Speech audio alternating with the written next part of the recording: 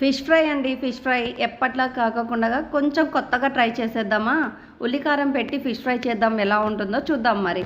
ముందుగా ఫిష్ని అయితే శుభ్రంగా కడుక్కొని ఉప్పు, కారం, పసుపు, మసాలా కూడా వేసేసి కొంచెం అంటే కొంచెం తడి చేసుకొని ఇలా మసాలా బాగా పట్టేలాగా పట్టించుకోవాలి.